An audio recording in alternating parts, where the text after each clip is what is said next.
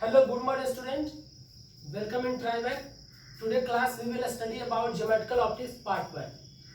तो इससे last video में हम लोग क्लास 12 के सिलेबस के बारे में डिस्कस किए थे। तो इस वीडियो में हम लोग ज्योमेट्रिकल ऑप्टिक्स को स्टार्ट करेंगे। ज्योमेट्रिकल ऑप्टिक्स को स्टार्ट करने से पहले हम इसके किसी बेसिक इंपॉर्टेंट पॉइंट पे डिस्कस करेंगे ताकि ज्योमेट्रिकल ऑप्टिक्स को हम लोग बेहतर तरीके से समझ सके। तो सबसे पहले समझना ये जरूरी कि कंसेप्ट ऑफ मिरर, यानी मिरर को आप कैसे डिफाइन कर सकते हैं या मिरर को आप कैसे समझ सकते हैं। तो सिंपल सा, किसी भी ग्लास, चाहे वो स्फेरिकल सेल के शेप में हो या एक प्लेन ग्लास हो, ठीक है, तो उसके वन साइड को अगर आप सिल्वर कर दीजिएगा या चांदी से पॉलिश कर दीजिएगा तो उस केस में उसका जो अदर साइड होगा उससे आप इमेज को देख सकते हैं, ठीक है। एज एग्जाम्पल जो हम लोग सिंपल मिरर यूज करते हैं उसमें क्या होता है, वन साइड से उसको पॉलिश कर दिया जाता है, उसके अपोजिट साइड से हम लोग फेस वगैरह देख सकते हैं।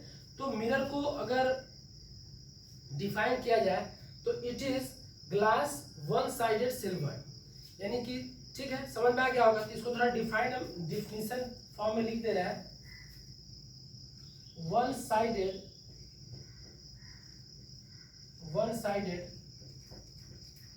सिल्वर्ड ग्लास,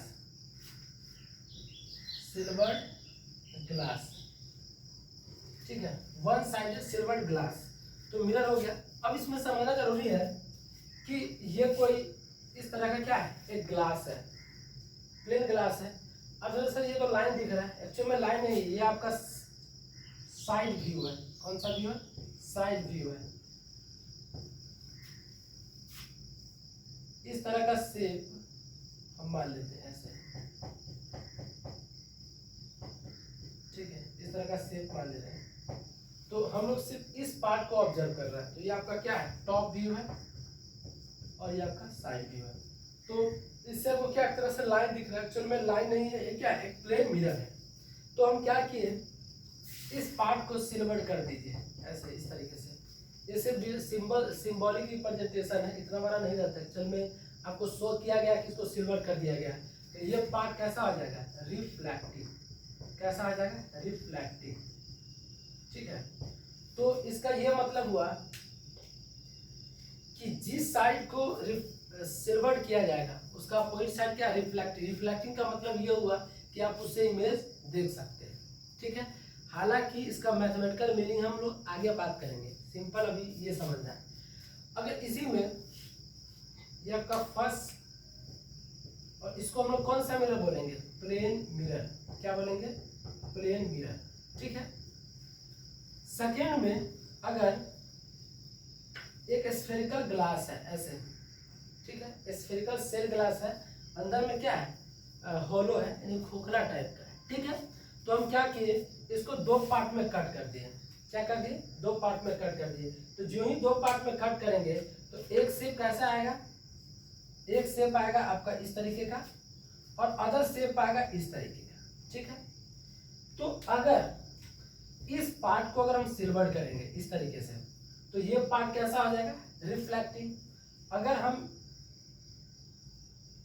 इस पार्ट को सिल्वर करते हैं इस तरीके से तो फिर ये वाला पार्ट क्या आ जाएगा, रिफ्लेक्टिंग। तो अब समझना है इस केस में इसका ये वाला पार्ट क्या है, रिफ्लेक्टिंग है। तो ये आपका क्या आ जाएगा, कन्वेक्स मिरर। Convex mirror. और ये वाला मिरर क्या कहलाएगा, कनकेव मिरर। तो आखिर मिरर, कोई भी ग्लास मिरर का फॉर्म में कैसे कन्वर्ट होता है, अगर उसको सिल्वर किया जाता है तब। तो आई थिंक मिरर काफी बढ़िया से समझ में आ गया होगा। तो ये आपका फर्स्ट इंपॉर्टेंट पॉइंट है, ठीक है, ठीक है। अब उसके बाद समझना है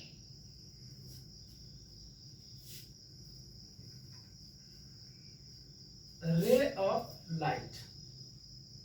रे ऑफ लाइट, ठीक है। अब देखिए, जैसे आप एक एलईडी बल्ब का ले लीजिए, चाहे किसी तरह का बल्ब का, तो उससे क्या होता है, बहुत सारा imaginary line, ray of light, इस तरीके से लाइनिंग।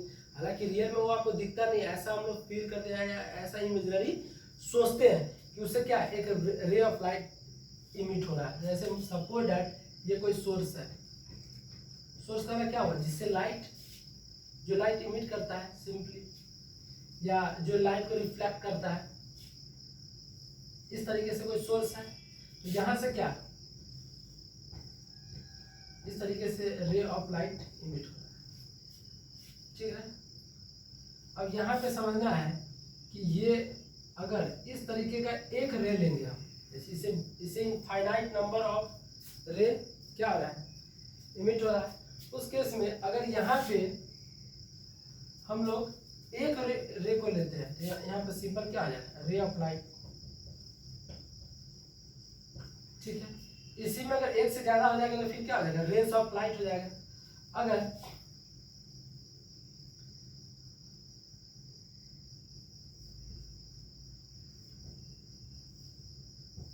अगर इसमें बहुत सारा ले रहे हैं तो इसको आप रेज ऑफ लाइट या बीम ऑफ लाइट भी बोल सकते हैं, beam of light, beam of light भी बोल सकते हैं, ठीक है। तो आपको ये समझ में आ गया होगा। अब इसी में अगर ये पॉइंट है और इस पॉइंट पे अगर इनफाइनाइट नंबर यानी कि एक से अधिक रे ऑफ लाइट अगर कन्वर्ज करता हो तो इसको हम लोग क्या बोलेंगे, कन्वर्जिंग रेज ऑफ लाइट, ठीक है।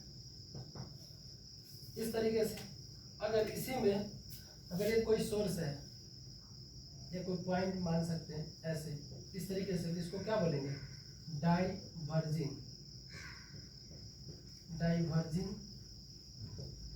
रेज ऑफ लाइट, ठीक है। तो इस तरीके से आपको समझ में आ गया होगा कि कन्वर्जिंग होगा, डाइवर्जिंग होगा, ये सब वर्ड को समझना है, ठीक है। ये आपको जब आगे हम लोग पढ़ेंगे तो काफ़ी इंपॉर्टेंट रोल प्ले करेंगे।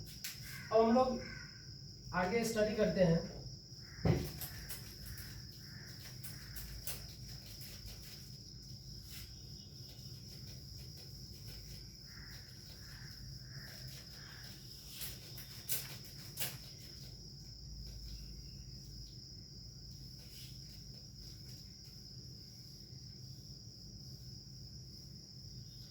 तो रे ऑफ लाइट हम लोग समझ गए। अब हम लोग बात करते हैं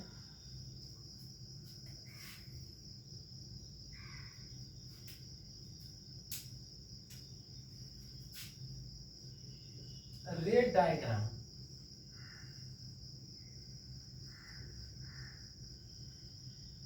डायग्राम, ठीक है।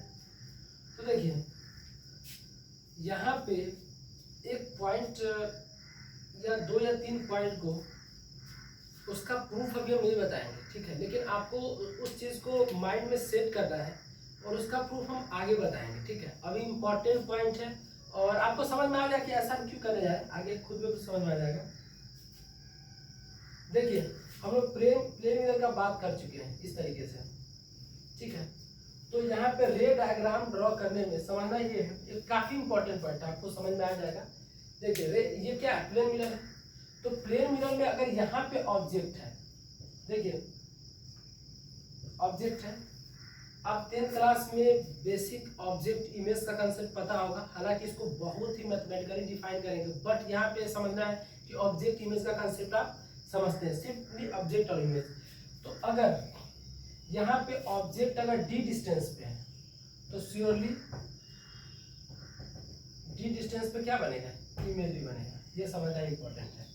प्लेन मिरर के केस में क्या होता है, आप सिंपल जो हम लोग फेस देखने के लिए यूज करते हैं उसमें क्या होता है, जितना दूर अगर जितना डिस्टेंस पे आपका फेस रहता है, इमेज भी उतना ही डिस्टेंस पे होता है, ठीक है। ये हम लोग कॉमन सेंस से पता चलता है और प्रैक्टिकली हम लोग डेली करते हैं ये। तो देखिए यहाँ पे ये भी डी डिस्टेंस हो गया, ये भी डी डिस्टेंस हो गया, ठीक है। अब इसमें ये भी चीज है कि दोनों पॉइंट से जो लाइन ज्वाइनिंग होगा वो क्या होगा, परपेंडिकुलर होगा। क्या होगा, परपेंडिकुलर। यानी आप ऐसे बोल सकते हैं इसमें distance between object and image, distance between object and, इसको मिरर कर दीजिए,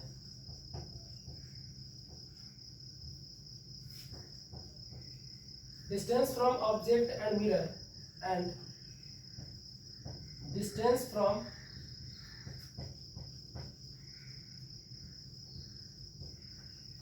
image to mirror is same. ठीक है, ये दोनों हमेशा डिस्टेंस क्या होगा, सेम होगा। तो ऑब्जेक्ट से मिरर का डिस्टेंस और इमेज का मिरर से डिस्टेंस हमेशा क्या होगा, सेम होगा। और ये आपके बोर्ड में भी काफी इंपॉर्टेंट है, इसको थोड़ा समझ लीजिएगा। बाकी आगे इस पे हम बात करेंगे और डेप्थ में। यहाँ पे एक ये भी समझना है, line joining object and image, line joining object and image is always perpendicular to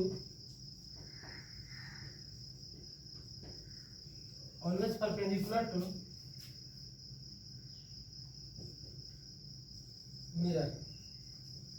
देखिए यहाँ पे समझना जरूरी है कि ये ऑब्जेक्ट हो गया और ये क्या हो गया, इमेज।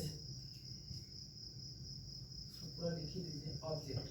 तो यहाँ पे दोनों के द्वारा जो लाइन ज्वाइनिंग होगा वो हमेशा इस पे क्या होगा, 90 डिग्री एंगल बनाएगा, ऐसा समझना।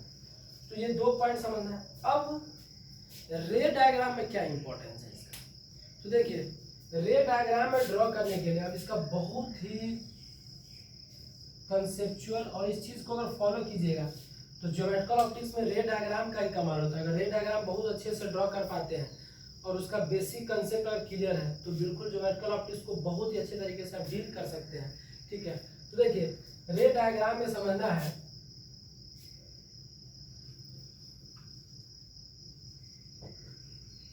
देखिए रे डायग्राम, जब भी रे डायग्राम ड्रॉ करना हो, ठीक है, तो आपको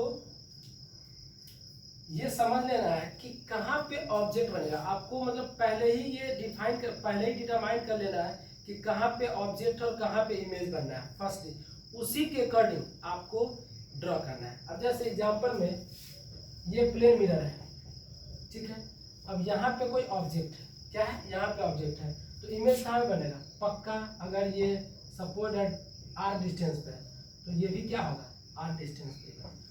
ठीक है, उसके बाद अगर ये कोई प्लेन मिरर है इस तरीके से, ये क्या है, कोई प्लेन मिरर है, ठीक है, अब यहाँ पे कोई ऑब्जेक्ट है एस डिस्टेंस पे, तो अब तो आपके माइंड में क्वेश्चन आइज कर रहा होगा कि सर मिरर तो ऊपर है ऑब्जेक्ट नीचे है तो इमेज बनेगा ही नहीं क्या, बिल्कुल ऑब्वियसली क्वेश्चन आइज होगा। लेकिन ऐसा नहीं है, ऑब्जेक्ट अगर यहाँ पे तो हम क्या एक इस तरीके से वर्चुअली लाइन ड्रॉ कर देंगे, हालांकि मिरर है ऊपर लेकिन वर्चुअली हम क्या करेंगे, आगे लाइन ड्रॉ कर देंगे, तो एस डिस्टेंस पे तो इमेज भी क्या बनेगा, ठीक है। तो इस तरीके से रे डायग्राम ड्रॉ करने के लिए, हालांकि हम रे डायग्राम ड्रॉ नहीं कर रहे हैं, बस इसका हम बेसिक बता रहे हैं, ठीक है। तो इस तरीके से एस डिस्टेंस पे याद रहे ये दोनों परपेंडिकुलर ही होगा, ठीक है, 90 डिग्री एंगल पे बनेगा, ठीक है। तो आपको पहले पता होना चाहिए कि किस तरह कब ऑब्जेक्ट कहाँ पे रहेगा तो इमेज कहाँ बनेगा, ये आपको एक तरह से इसको पहले ही समझ लेना है, ठीक है। अब हम लोग बात करते हैं नेक्स्ट में